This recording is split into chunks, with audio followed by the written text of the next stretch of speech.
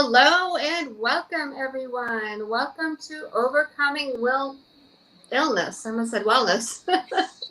If you don't know me, I am Paula Denoncourt. I'm a holistic health coach, founder and CEO of Enrich Your Health.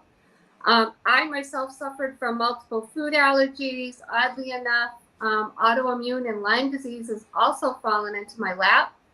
So I've decided to start this show called Overcoming Illness, and I'm very thankful for Elevation TV Network for having me and allowing me to use this platform. We've had some amazing guests, and we have a really amazing guest tonight, which I'll tell you about shortly. But just to tell you a little bit about me, like I said, I've overcome multiple food allergies. I'm a lot better now. I do one-on-one coaching, group coaching, speaking engagements, and now my own TV show. And we are looking for more guests. September's wide open, and I am going to be looking for sponsors as well. I also am looking for people to partner with. I do customized recipes, and I have digital recipe books and ebooks that are helpful for people with autoimmune or food allergies. So they're like gluten-free, dairy-free, low in sugar, things like that. So if that's something you need help with, please contact me. But tonight is not all about me and my issues. We are going to talk to T.G. Barnes, my friend. We met years ago with Worship Word Art, which we both really miss, which was an amazing, amazing group and tribe of people that, we just really learned how to do prophetic art, which was absolutely amazing.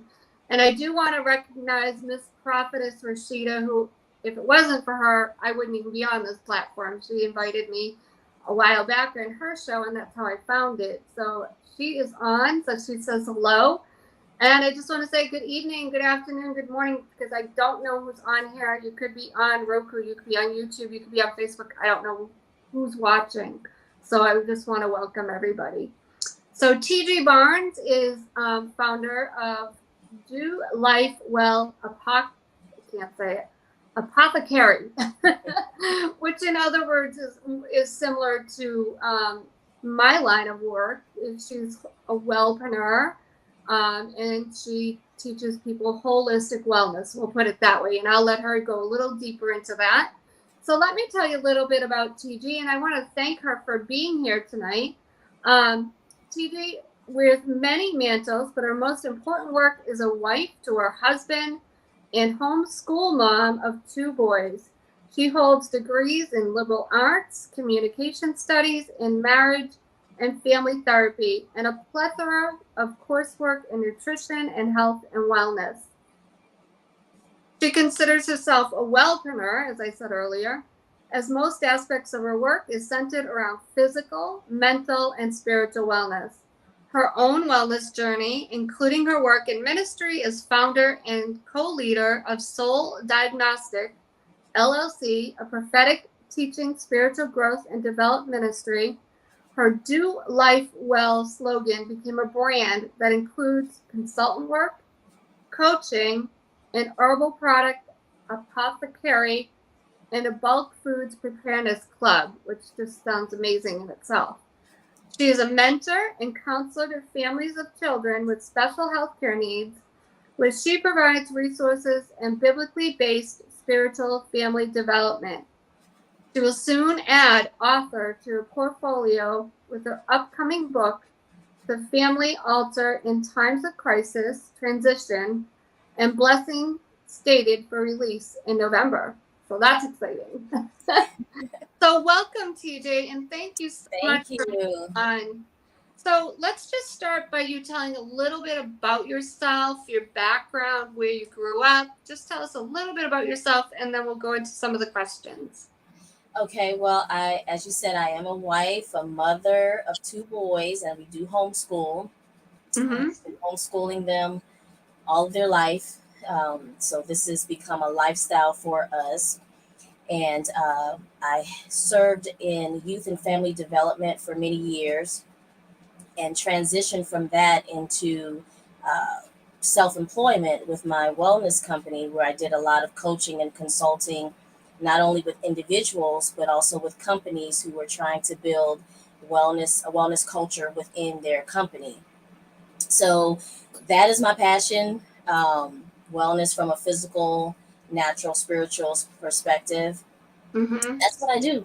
You know, wellness is life, wellness is my business. So it Mm-hmm. kind of encompasses just about every aspect of my life. And where did you grow up? So, where did I grow up? That's a good question. I am a military brat, as they call it, an army brat. Yeah. I'm originally from New Orleans, Louisiana, Okay. and I lived there for most of my formidable years growing up, being raised by my grandparents until I was adopted. And then I was traveling with my mom and dad while my father was in the military. He retired, retired major in the military. So home was wherever the army sent us. Wow. So yeah, so from foreign countries to stateside, Wow. a lot of That, traveling. It's about every 3 years or so.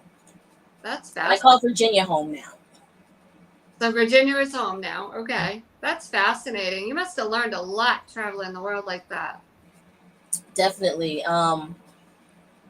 I think it enriched a lot of my childhood, meeting Mm, a lot of different people and different cultures and yeah. seeing the world, seeing different places and living in places like Germany and, Wow. experiencing that. So definitely. Yeah, I can imagine. It must have been hard to adapt to another country as a kid, like from going from the US to where did you say Germany? Germany, uh-huh. It Yeah. was exciting and scary at the same time because that was actually my first time actually being on a plane. Wow. So flying to another country was my first time being on a plane as a kid. Mm. How Elementary old were school. I was in elementary school. you? Yeah. Wow. So yeah, it was different. It was definitely different. And once we came back to the United States, you could see kind of how far behind we were in some aspects because Mm, there, when it came to like television shows and things like that, we were always getting the things that people in the United States saw months ahead of time, whether it was movies, television shows, things like that. mm. We would get later. So where friends in the United States probably already knew about it, we were just learning about it. Wow. So Yeah. the US was ahead of Germany. Hmm. Wow. And so was it how was the language barrier for you? Well, we were. I was going to military school, so we were required to learn the language. Ooh, So that was one of the classes that we took every day. We were required to take German every day. wow. Yeah, yeah. So Wow. So that must have been a little bit traumatic, I would say. Wasn't it for you, or did you adapt right I think I adapted pretty well because you still have that excitement as a kid. This is away? all new and you're in a different world from a Yeah. kid's perspective. Um, the food is different. Oh, The yeah, that's true. how Yeah. it looks is different. How they drive very fast in Germany. Hmm. So the interstate is like you can drive 120 miles per hour on the interstate there. Wow. I never knew that. So it's just it was just different. And Mm-hmm. I wouldn't trade it. I wouldn't trade it. I enjoyed my time there in Germany and growing up there for the time that I did. And some of the people that I met there, I'm still friends with today. Awesome. Yeah, How many years were you there? we were there 3 years. Great. That's a good amount of time. Mhm. Yeah. Wow. That's always amazing to me to have to, like, as a kid, to adapt to. I mean, it's hard enough to adapt. Like, some kids move, from state to state. Right. Hard enough to adapt from one school to another, never mind from one country to another. I can't even. Well, the one thing about it, how we looked at it, is that every 3 years you could kind of reinvent yourself. Right. Nobody knows me here. I can. Right. Nobody knows who you are, so you can start Right. all over again. That's true. So that's helpful. Yeah, Yeah. Because you do get, like, I was known as the shy kid. That was like my label, the shy kid. that was me. You get labeled. Yeah. And then how do you get out of that, Yeah, I Wow. was I was a shy kid, but for me, I think being involved in school activities Hmm. kind of helped. I was involved Yeah. in drama and different soccer club and different things like that, so that helped. Yeah. Wow. Well, kudos to you for that because it's not easy. So tell us a little bit about your health journey. When did you start having health issues? How old were you? And not only how old were you, but let us know what was going on in your life at that time. Because sometimes things that are going on in our life can relate to our health issues. So, Mhm. for everybody out there listening, sometimes that can ring a bell for somebody else listening. So, tell us a little bit about that. Okay, so well, as I stated before, in my formidable years, I grew up with my grandparents. Right. So my grandmother was a nurse, and she was a nurse at in a hospital for over 30 plus years until she retired. After and she was also a military nurse, so she was a medic in the army as well. Mm. So during the week, she would work at the hospital in New Orleans, and then on the weekends, when she would have duty, she would work for the military on the base. And after she retired, she then went on to private duty nursing for families who had family members that were terminally ill. So she would do private duty nursing in their home for them. Mm-hmm. So growing up, I always ravished her bookshelf, her nursing books, Wow. anatomy and physiology. I was looking through the books and looking at the body parts and just being curious about those things. I always kind of had an interest in it. Never really thought about that being part of a career or anything like that. I used to always say, I want to be a nurse like my grandma, but she would say, no, you can be a doctor. And so yeah, so I would read her books and things like that. It wasn't until probably, I would say, mid elementary school, I Mm-hmm. started experiencing lots of allergies, eczema, things like that. And by this time, I had left my grandparents' home in New Orleans and was then traveling with my parents once I became adopted. So, um, and as you said before, that sometimes there's a connection, there's a link to transition within your Mm-hmm. life. I'd Right. never been outside of New Orleans, had always been there. So once we Mm-hmm. moved, um, early elementary, I started experiencing some health issues. So the first thing that I remember was, of course, the eczema. I would have patches on my arms and my legs and things like that, really itchy, really bad. Doctors would prescribe different types of creams and different things like that, and have to use certain special soaps, and just they just kind of threw everything at it, steroids, those kinds of things. And then I remember one day, my hair just started falling out. Oof. Now I was still in elementary school, so I had very long, thick hair. My mom would, braid my hair, or I'd wear, big ponytails with ribbons and things like that. She always put a lot of ribbons and stuff in my hair. But my hair started falling out. Hmm. And she couldn't do the styles that she normally would do. And once my hair started to fall out, I started to get these oil like sores in my scalp. Oh, wow. So she took me to the doctor, and they do all kinds of blood work, and get samples and things like that from your scalp, but they could never really pinpoint one thing that it could be. So it was always told it was an allergy.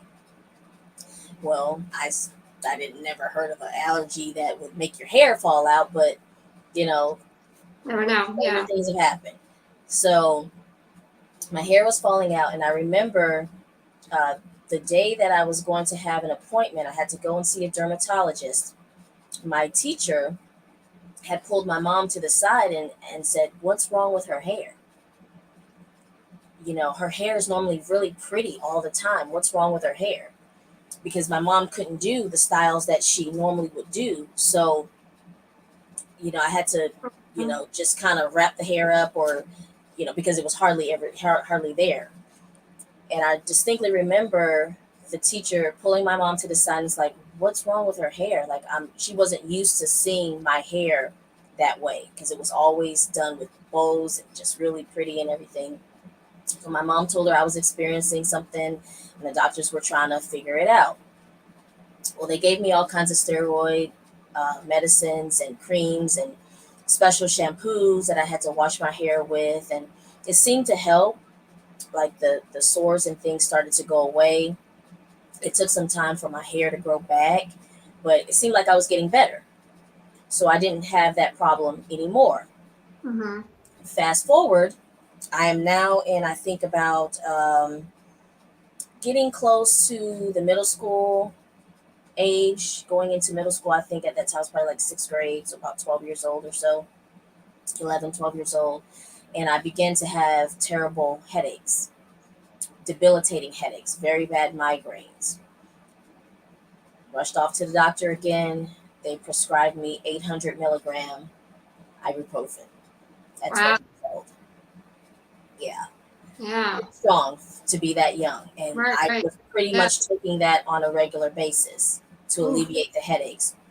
And some days I would just have to fall asleep so that I wouldn't have a headache or I couldn't feel it. Mm. It was just easier for me just to fall asleep because the headaches were so bad, they would cause me to vomit. Oh wow. So I'm taking 800 milligram ibuprofen at 12 years old. That went on for a while. They would come and go. You know, periodically I would have the headaches. Periodically, I did get diagnosed with seasonal allergies. So any grass, weed, tree, leaf, whatever, cat, it would affect me. So I was very conscious of it and very conscious of what my triggers were when it Mm-hmm. came to those types of allergies and try to avoid those things. Even though I was an outdoor child, like growing up then, it's not like how kids are now. We spent a lot of time outdoors. We were very, very active.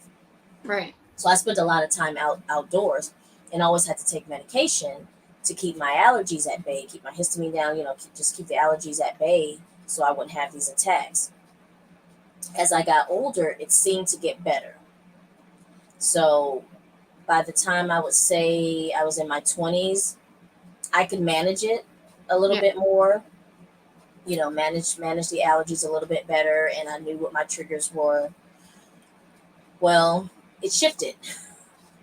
I started having stomach pains and problems holding down food, Mm. barely could hold down water. Um, I remember distinctly when it really hit was my freshman year of college. Most people, you go to college, they talk about the freshman 15. Yeah. Right. Everybody gains 15 pounds their freshman year because you're just eating a lot and you're just always on the go. That didn't happen to me. I was going the opposite direction. I was losing weight. So by the time I came home for the first time and my parents saw me, they were pretty much like, what is going on? Because I had dropped down to 98 pounds. I was Ooh. really, Wow. really, really skinny. Right. And I remember having a conversation with my dad, and he was like, it scared him. Like, what is going on? And I'm like, I don't know. I'm eating, but I don't feel like my body is taking the food in. I didn't feel full. Um, but I was eating. Wasn't gaining any weight. It was just going in the opposite direction. Every now and again would have these stomach pains and things like that, really, really bad headaches. Sometimes I couldn't hold food down. So he's like, okay, well, while you're here, you need to go to the doctor. You need to see what's going on. Went to the doctor, did all kinds of lab work, blood work. Everything's normal. Your labs are normal. Hmm. Okay, well, what does that mean? I'm still having this issue. Right. Yeah. I can't hold down food. I'm losing weight. Why am I losing weight? Well, you're not very tall for your age, so you're still kind of in that because I'm only 5 feet tall. Oh, yeah. So, you're still doing okay. Yeah, you could stand to gain about 5 more pounds or so, but you're still pretty good. So we're like, okay. He prescribes me uh, Prilosec, so I began taking that. Uh, Told me to use antacids as needed, things like that. Got a little bit of relief for a while, but it was kind of like a yo-yo. up and down, up and down. Some days I would be fine, some days I wouldn't. By my mid 20s, I was really trying to find answers Mm. because I didn't feel like I had the energy that I should at that age, being that young. And I was still just having these issues periodically. Some days I would be fine, some days it would hit me. I would go weeks, months and be fine, and then all of a sudden it would hit me again. So Mm. as I got older, I was doing research, and I started going back to my roots, as they say, tapping back into some of the things I remember from my childhood living with my grandparents. My grandmother being a nurse, but she also believed in herbal medicine. She also believed in natural medicine. So she had Mm. books and books and books on plants and different herbs and plants and how they're used for the body and what they're used for health. So she had those kinds of things, and I would read them when I Mm. was little, but you really don't appreciate that kind of stuff until you get older and you You have need to, you yeah, need it. you Yeah. need it. When you need it, and you start to appreciate it, and you go back to it because you're going to all these doctors and you're not really getting any answers. Yeah. So, you kind of go back to your roots and things like that. And even when we were young, my grandfather, we would get sick. He didn't use regular everyday medicine on us. He mixed up concoctions that we drank as kids that smelled Yeah. bad and taste bad and were strong, and you're like, oh, what is this? I don't want to drink this. But when you drank it, you felt better. Did it work for you? You Yeah. it worked for you. You felt good. My Mm. grandmother believed in castor oil. She she believed in cod liver oil and things like That- that. Good Taking those stuff. kinds of things. So we were, given those things as we were young. So I started exploring that again. I started looking back at that, and I'm like, maybe some of these things can help me. And I was searching for doctors who believed in it, and I couldn't find any. If I would bring it up to a doctor, they were like, "Oh, that's quackery. That's quack medicine. That stuff doesn't work. It's not real. You need to be careful with that." And I'm like, "But what you're doing for me isn't working. Right. Yeah. You know, it's Oh, it's not working. I need something else. It's not working." So it wasn't until I got married and had my first child, my oldest son, I ended up the last few months of my pregnancy having to go on bed rest. And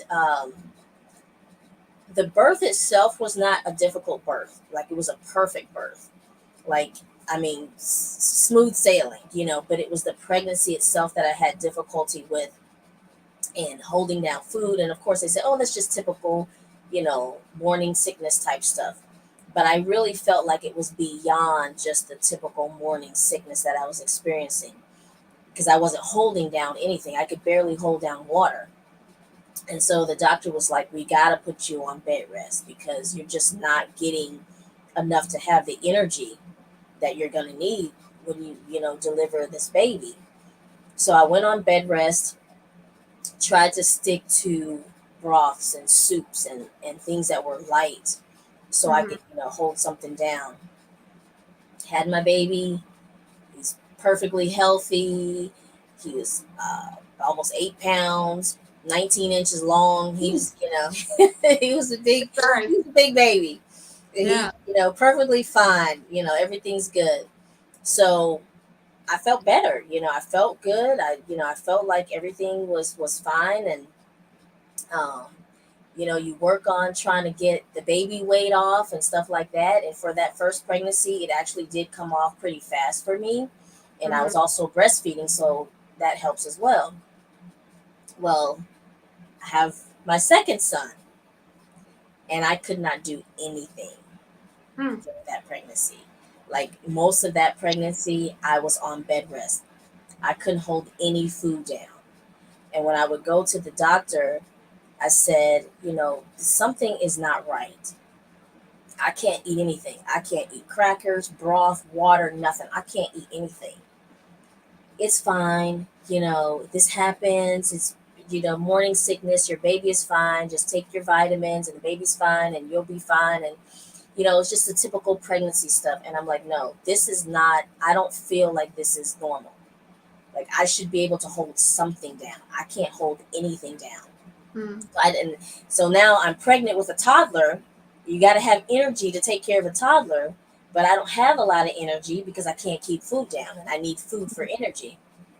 So once again, I'm on bed rest. Mm. I have my son. That pregnancy was very traumatic. He actually almost died in birth. Mm. So he was deprived of oxygen during birth, Oh, wow. and my temperature spiked when he came up. So when he came out, so I had 104-degree temperature, and they didn't know why. It just Mm. went up. So they had to put me down and cool packs and stuff like that to get my temperature down. I stay in the hospital a couple of days, released, go home. I'm thinking, okay, doing regular mommy duties, take care of the baby, take care of the toddler. Everything's gonna be fine. I can't eat anything. Oh, I still can't eat anything. yeah. Like I'm like, I'm hungry, but I can't eat anything. So I talked to the doctor again. I said, look, something's going on. I can't hold down any food. I've already had the baby, so it's not morning sickness. It's not anything that has to do with the pregnancy. Something else is going on. So the doctor that I was going to at the time, I think I had been going to her for, at that point, maybe about 10, 12 years or so. So she knew my history pretty well. And she's like, okay, we're gonna do the typical, blood work. We're gonna run some tests and do the typical blood work, and we're gonna see what that reveals, and then we'll go from there. Okay, fine. Been down that road before. Well, she does the lab work. Nothing comes out of it. It's like, your labs are normal. Oh, Your boy. blood pressure's great. you know, Uh, you don't have any high blood sugar or anything like that. Your labs are normal. Everything's great. I'm like, okay, well, why can't I eat anything? Why am I not holding down any food? We don't know. Oh, okay, so go home and just go with life. Do what you do. Well, my hair started to fall out again. Hmm. again. So I'm going back to, oh my gosh, when I was a kid, my hair was falling out. Now my hair is falling out again. I literally lost all of this. So it's definitely an autoimmune issue going on there. Yeah, Yeah. just lost all of the hair in the front, and I'm like, what in the world? I go to my beautician, and she's like, have you been sick? And I was like, just I think I had like a cold one time, and that was it. And I'm like, I'm dealing with some other issues, holding down food and stuff like that, but I don't know if that has anything to do with it. And so she's like, okay, well, she's like, you're gonna try not to manipulate your hair too much, not no really any styles that was going to do a lot of tugging and things like that. And at that point was when I decided to go natural. So no more perms or anything like that. I just decided to go natural. So since my hair was falling out anyway, I didn't Right. have to really do anything but just let it go. Right. just, Right. just let it go and let it do what it was going to do. And I started looking at some bloggers that were like natural, specialized in natural hair, and even talking to some people that I knew who were starting to go along that lines, and getting into natural hair and things like that, and using some of the things that they were recommending. So I did that, and my hair started to grow back. Never did figure out why it fell out, but it started to grow back. And from Mm. that point on, I was like, I'm not going to put any more chemicals in my hair. I'm just going to just be natural and I use like coconut oil and grapeseed oil. And, I started mixing up my own type of moisturizers and stuff like Mhm. that, and just using those things. Felt fine for a while, got back active, had a personal trainer for a while, and, was doing that, and just living life, being a mom and wife, and building my business. 'Cause by that time I had transitioned out of the workforce. So I was working at that time in youth and family development, and I was also working as a behavior therapist, working with children with autism. So I had transitioned out of that into full-time self-employment. Well, I started getting sick again. Couldn't hold down any food. Just out of nowhere. It was just happening. So I went back to the doctor and she's like, okay, we're gonna run some other tests.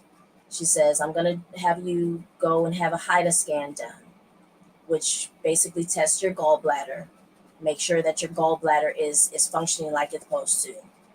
So I had the HIDA scan done, and it was normal. Wow. It was normal. Nothing. Your gallbladder's fine. It's doing exactly what it's supposed to be doing. I'm like, okay, back to the drawing board. Where do we go from here? She's like, well, you do have the seasonal allergy thing, and we just got to get a handle on what's going on as far as digestively. So I'm going to send you to a gastroenterologist. I'm going to send you to an allergist. So I'm like, okay, let's do that. So I go to the allergist, and he tests me. He said, so what kind of reactions do you have when you eat food? I vomit. That's the reaction. He's like, well, can you pinpoint which foods it is? I'm like, everything. Everything I put in my mouth, it just comes right back up, even water. So he's like, okay, well, we're just going to do a complete panel, like the whole 9 yards. So they tested me for every food he possibly could test me for. And they did the skin test on the back. I don't know if you've had that, or if any one of your audience has had that. It's not easy. It's not easy at all. I had that as a child, I know. Yeah. Oh my goodness. I had it as a child. Yes, it is terrible. Well, I passed out. Oh no. I passed out during the test. And when they came and looked at everything, I had high level of allergic reaction to corn.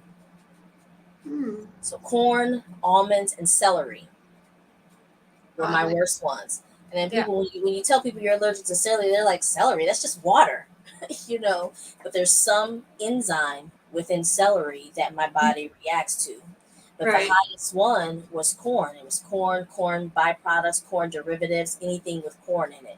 So he's like, look, you're going to have to just eliminate corn out of your diet completely.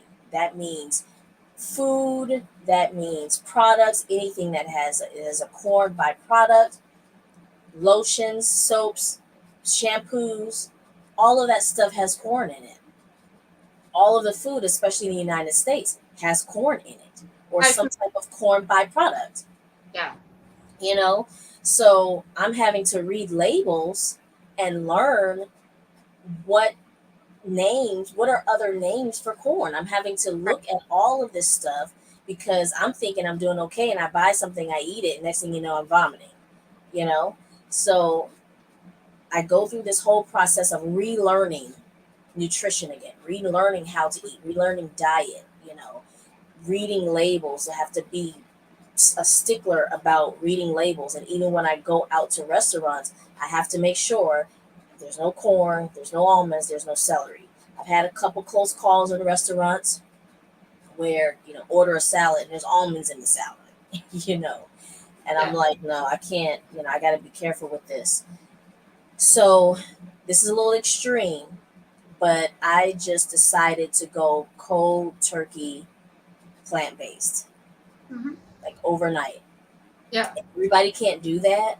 No. But I decided, this is what I have to do because right now I can't take any chances.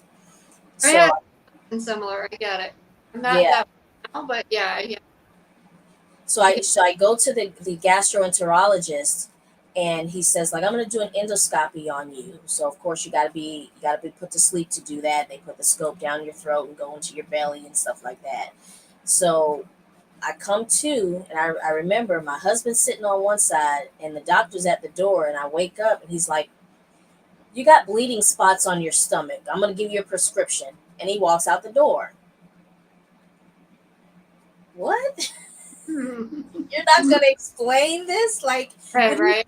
Bleeding spots, and And he just walks out the door, is like, I'm going to give you a prescription.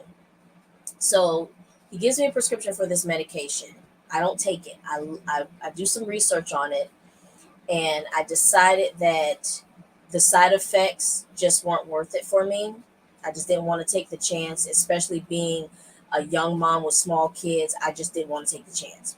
So I was like, no, I can't take this. There's got to be something else. And why do I have these bleeding spots on my stomach? Like, you didn't explain this to me. What is this?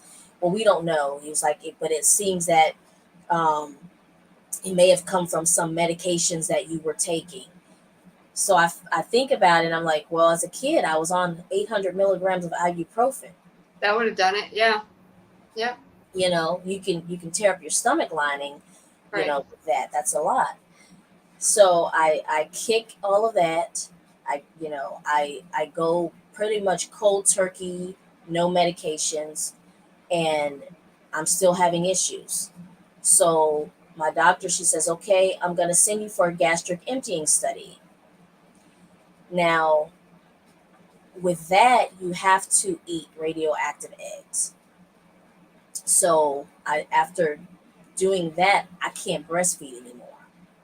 Mm. So that bothered me because I'm like, I want to, my baby's he's still a baby. I still want to breastfeed, but they were like, well, you do this test, you can't breastfeed anymore. So I'm like, okay. So I do the test, and they come back and they're like, your digestion is like so slow. Like, I've never seen digestion is slow. And they're like, that would explain the vomiting, because literally, like, it's like the food is piling up on top of each other. Yep. And it's not getting a chance. Your first layer of food is not getting a chance to do what it needs to do through your digestive system. Your digestive system starts in your mouth with you chewing, your saliva going down your esophagus, all of that. That's your entire digestive system into your intestines and everything. That's what happened. Yeah. Right. It's not doing what it's supposed to do. It's just like really sluggish and slow. Everything would come back up. Everything would just come right back up. Years Yeah. for me to figure it out too. Yeah. Yeah. So they're like, it shouldn't have taken that long for those eggs to go through your system. I'm like, what do I do? Right. What do you do about that? No one had any answers. So the only thing that they told me was to limit the amount of meat that I was eating, because it seemed to be worse when I would eat red meat. And this is just for me, because people get a little antsy when you start talking about meat, but for me, red meat would make me worse. Mm-hmm. So I completely eliminated meat, went straight vegan, and I did that for probably about 8 or 9 years. Oh, wow. Just like straight cold turkey, didn't look back. And so the doctor's like, well, you can maybe start reintroducing some things into your diet now that you're doing better. You can start introducing those things into your diet. Well, during all that time, I started to learn that digestive issues actually were prominent on my mother's side of the family. Mm. So I'm like, okay, is this something that's hereditary? Is there a genetic component to this that no one knows about, because no one's ever really been tested for it? They just dealt with it. They just did what they had to do. And, the answer was either, they give you antacids or Prilosec, things like that, or laxative. Like, I had family members who would take laxatives a lot all the time, and milk of magnesia and things like that, because not only were they having problems digesting food, but they couldn't eliminate it either. They were having, people don't understand, some people don't understand what a good bowel movement is. Right. And I would hear people say, well, I go to the bathroom every 2 weeks. I'm like, every 2 weeks? Like, that's not normal. We're supposed to go every time you eat, but none of us do. Right. And I'm like, if you're going like that, that's not normal. No. Not at all. So I learned that there, on that side of the family, that it was, digestive issues were there. And it really hit home when my grandmother, she ended up, and she's passed on now, but she was diagnosed with digestive cancer. Mm. She had cancer in her digestive system. And so that really even ignited more for me to pay attention to this Mm. and really look into um, the digestive system. And it became a part of what I did in my coaching practice. You know, I worked with a lot of people who were dealing with digestive issues and who had food allergies, and they weren't getting any answers, and they were looking for ways to eliminate the pain and things that they were going through. And so that was like, that became the thing that I looked at. Mm. And even with having my children, I paid very close attention to those things because I wanted to make sure they weren't experiencing the symptoms that I was experiencing when I was a child. So it was typical for my kids to, you know, and this is maybe TMI, but they would go to the bathroom as little ones, toddlers, and they would say, "Mommy, come look," because I trained them to let me see because I want to make sure it's a normal, you know, a normal bowel movement. Yeah. Because they were breastfed children, they didn't have any issues with Mm. that. You know, they didn't have any digestive issues. They didn't have any issues going to the bathroom. They were pretty, you know, pretty Mm. normal kids, and being as active as they are and were, you know, that helped as well. So, and you know, with my youngest having a diagnosis of autism, that's one of the things that they always tell you to pay attention to, because a lot of children with autism, a lot of children on the spectrum, they have digestive issues. Right. And you see them, even the Di- kids that I worked with in therapy, they would literally want to lay over top of the back of the couch and do their therapy because their bellies were hurting, but they didn't know how to say. oh You wow. know, so they would lean. You would see a lot of these kids. They would lean over the arm of a chair because Mm. the pressure against their belly was giving them some relief. Wow. And from that point, I would, you know, this was something that I would talk to the parents about, and it became one of the things that um, was also uh, something that I added to my repertoire was, you know, teaching the parents about the digestive issues that their kids were experiencing, and some of the things that they could do, some of the foods that they could use, and enzymes and probiotics and things like that that they could use to help relieve some of that stuff. So um, I'm proud to say that I'm doing good. That's You awesome. know, I'm doing very well, and I think that part of that has to do with pushing and trying to get answers. You know, not just taking what the doctor said Mhm. as just it. You know, getting second opinions, and going back and saying, look, no, this is not working. I something, you know, I need more testing or something. I need answers. Something has to give. Like, what else can I do? And then being okay with, if the doctor didn't have an answer, then I can, there's an alternative. You know, we sometimes feel like we just have to do everything with allopathic medicine, but I don't believe in one size fits all medicine, because Right. I've experienced that it doesn't work for everybody. Everybody is different. We're all different. Did you ever get diagnosed with, so 30 years later, if you guys Hmm. watch my show from the first show that I did, I talk about this. I can't even tell you the name of it, but I almost choked to death. What was it? Right after I moved to North Carolina. And so 30 years later, I finally got a diagnosis of what this food allergy thing was, and it began with an E, endo something or other. And it had to do with like the white blood cells or something in my esophagus, and then like you say, I had the weak digestion. So for me, the biggest culprit was gluten or acidic foods.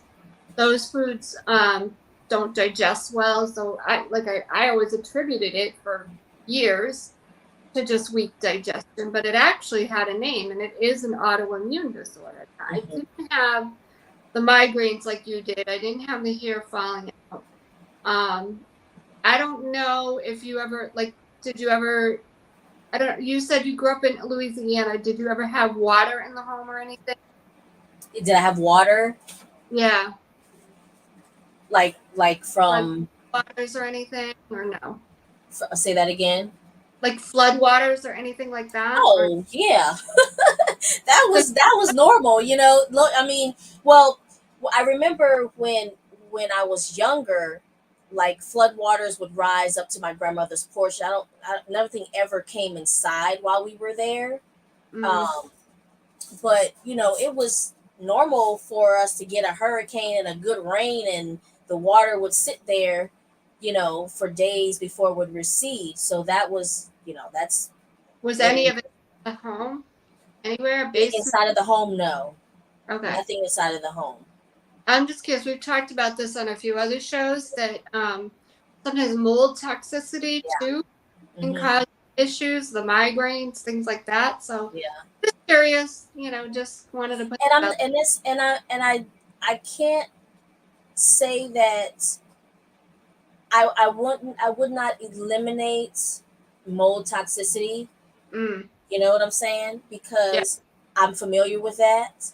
yeah, Um, and I can see where the symptoms align with that, and you yeah. just never know where you've been exposed. Because I've Right. worked in a lot of different places and old buildings and things like Okay. that, and you may not necessarily be able to pinpoint exactly where, but probably there was some exposure, Yeah.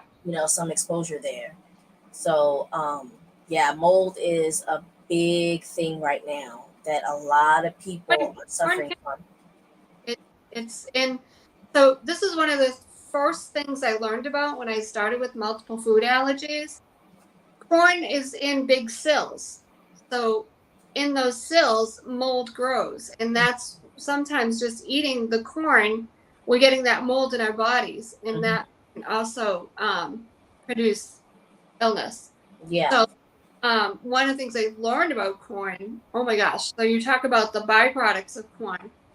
I was in a group, this is dating myself, but it was like a Yahoo group way back. And there were a lot of parents in there. And they would talk about if their child ate corn, they got violent. It was in everything. High fructose corn syrup could be in tomato sauce, of course, your drinks, lots of different drinks. But believe it or not, this is what shocked the heck out of me. I didn't know. Corn products can be in your IV. They can use a corn byproduct in your IV. They can use corn in plastics. It's Hmm. actually in plastic and your clothes. Yeah.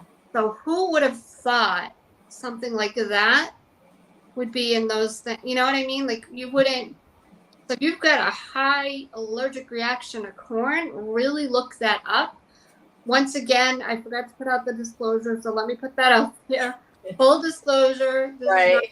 advice. This is not meant to cure, heal, or treat any illness. Hmm. Do your own research. I am not a doctor, scientist, neither one, Right. but so full disclosure, I forgot to put that out there in the beginning. But yeah, just do your own research because Yeah. if you're allergic to When I corn, go, if I have to be in a hospital for any reason, I do have to let them know that because of the yeah, IV and things like that, and also the gloves that they use. yep, I can't anything with the powder that they have in some of the yep, gloves. to be I clean. can't, yeah, I can't have them use those types of gloves. So I do have to inform if I'm at a hospital and I gotta inform them of that ahead of time because normally they only ask you, are you allergic to any medications, Right. And which then I am. on the flip side of that, not even just corn, but like almonds. When I was really, really, really sensitive, when I was working at the jail, the guys across the hall would make coffee. But one day I started hacking. I'm like, what in the world is making me coffee warm? They were making hazelnut coffee. The nuts, but just the smell of any nut was bothering me. Now I'm That's fine. how I'm like that with popcorn. Yep. If someone's Yep. popping some popcorn in the vicinity, it's just like I can't catch my breath. I kept hacking. I was like, what is making Mhm. like, why am I was like, I couldn't figure it out. I was like, what is going on? And then I finally figured it out because actually, you know how I figured it out? Oddly enough, this other woman I worked with at the jail, she had a little bit of allergies too, just sensitivities. And she went to Dunkin' Donuts one time and she was doing that, like kind of hacking. We figured it out. It was the coffee. Somehow she probably got a little bit of hazelnut in her regular coffee. And so it was making her hack because she was allergic to nuts too. So Mm-hmm. highly allergic to them, but it did make her tongue feel funny. You know, things weren't working, you know what I mean? Things weren't going right for her. Yeah. So, And some yeah, people, they may not have like a full blown allergy to a food, but right, you have a food aversions.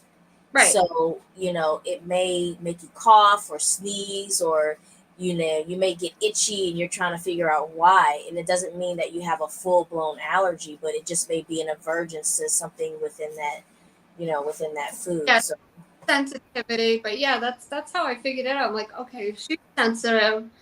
You know, Dunkin's must have just had a little bit of hazelnut mixed with the regular coffee in the pot, whatever it might be. It just was bothering her. That's how right. I smell of hazelnut was bothering. I just put two and two together. I mean, Yeah, sometimes it's a puzzle. You it know, is. it's a puzzle. It So definitely is. we've got about 8 minutes left. So I would like to talk a little bit about you're also a caregiver for your husband. Can you just tell us a little bit about that? And then I'd love people to know how to reach you and anything you want to tell the people that you can give them a few tips before we do wrap it up. So just tell us a Sure. little. Yeah. So, well, I'm a caregiver all the way around because, like I Right. said, I have a child with autism, and then my oldest son also has had a brain injury. And then with my husband, he had a recent injury to his thalamus of his brain Mm, that has caused some cognition and memory issues and things of that nature.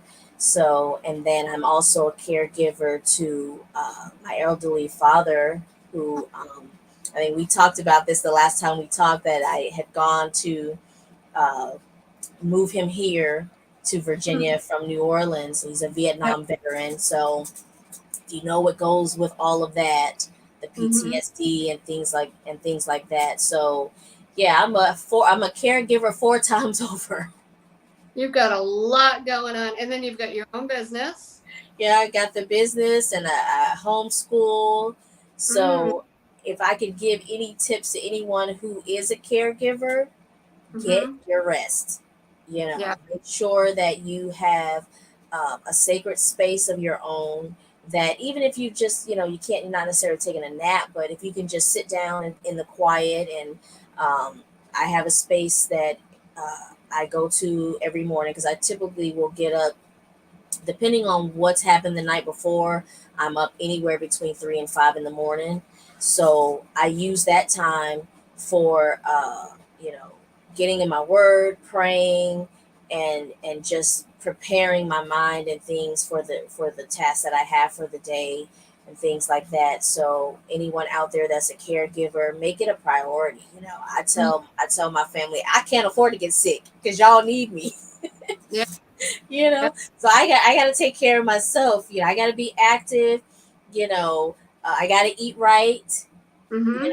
I got to maintain myself in order to take care of them and help them on their health journey until they get better Mm-hmm. or whatever. But that would be, I say, the first thing that I would recommend. Now, for those who are dealing with illness, any type of illness, and it really doesn't matter like with what it is, um, don't be afraid to advocate for yourself. Yeah. Don't be afraid to get a second opinion, a third opinion, fourth opinion if you need to. Don't be afraid of doing alternative testing. There's a Right. lot of tests out there that the typical allopathic doctor will not do. But if you can find a naturopath or a functional medicine doctor who can do some of these tests for you that aren't typically done in hospitals, get Right. it done because Yeah. it'll give you a lot more answers. I went through this with my children, you know, testing them for things that went on, and especially with my oldest when he was injured by a routine, I'll just say a routine medical procedure, because Mm-hmm. we know how the censoring is going on right now. Right. he we got outside testing because the doctors refused to do it, and once we got those answers, then they want Mm-hmm. to say, oh well, we could have, but no, you didn't. So don't Right. be afraid to advocate for yourself. Don't be afraid to go out there and get other testing done. Don't be afraid to see a functional medicine doctor, Right. functional nutrition. I really believe that functional medicine is going to be the future. you Yeah. know I think traditional medicine, it has its place, but functional medicine, dealing with the whole Yeah. body systems, and not just compartmentalizing your body systems and dealing with those things as a whole. I think that's the future of medicine, and I think that's the future of health, and where a lot of people are going to find relief when it comes to some of these mystery illnesses and disorders that they're going through. So that would be my second thing. Number one, take care of yourself. Do what you Mm. got to do. Put yourself first. It's not selfish. Self care, soul care, self care. That's what I tell people. Yeah. Second thing would be to advocate for yourself. Don't be afraid to ask questions. The doctor works for you. Yeah. They should be your partner in your health and you getting better. The third thing I would say is try to eat local as much as possible. Get to know a farmer. Things are Yeah. crazy right now when it comes to food and stuff like that. Find you a farmer. Find Yeah. you a CSA. Some and try to eat local as much as possible. Try to eat close to home as much as possible. If you can't do that, grow your own. Yeah. We have a garden right now. I call it our healing garden. We're Nice. growing all kinds of herbs, all kinds of fruit and vegetables, and we my goal is to replace at least 50% of our produce if we can, just using our backyard. We've Nice. done pretty. We're not at 50%. We did pretty good this year. We had a you know good production for us, really going full scale into this thing. But even if you live in an apartment, you can grow something. You can grow things in pots. You can grow lemon trees in pots, tomatoes, Yeah. kale, all kinds of lettuce greens. You can grow those things in pots, in a window, on a balcony. Do something that is not only going to uh, alleviate your chances of getting exposed to chemicals, but it's cost effective. Oh It's going yeah. to save you money. Yep. You know, so yeah, those are my tips. Those are the things that I'm doing with my own Yeah. family, and I suggest to my family and friends as well. So at the last minute, I'm just going to ask if Prophetess Rashida, she's still on here. Do you have any questions for us, Prophetess Rashida? Type them in the comments if you do. And while she's doing that, TJ, tell everybody how they can reach you and if they have any questions for you. Okay, so they can go to about.me/TG Barnes. And if they want to check out what products we have for our apothecary, we're on Facebook and we're on Instagram, Do Life Well Apothecary. Okay, awesome. And if you have questions for her, questions for me, the easiest way to get me is you can Facebook message me, you can Instagram message me. My phone number is on the website. You can text me, but I'm just going to set up a time to talk to you. So just so you know, I'm not going to be like texting you back and forth. I just set up a time to talk to you. So that's about it. Like I said in the beginning of the show, thank you everyone for being here. Thank you, TJ, for being here. I'm looking for guests. Having me. Yes, this was really, really informative. I hope it helps somebody. Once again, do your own research, but I did find out that I had an autoimmune disorder and it took me 30 years to figure out. I'm going to have to look it up again so that I can tell people what the actual name of it was. I know it began with END. It had to do with my white blood cells. Long story short, it caused me to have food allergies, and food didn't go down easily. It basically was because of acidic foods, gluten, things like that. Things that are hard to digest.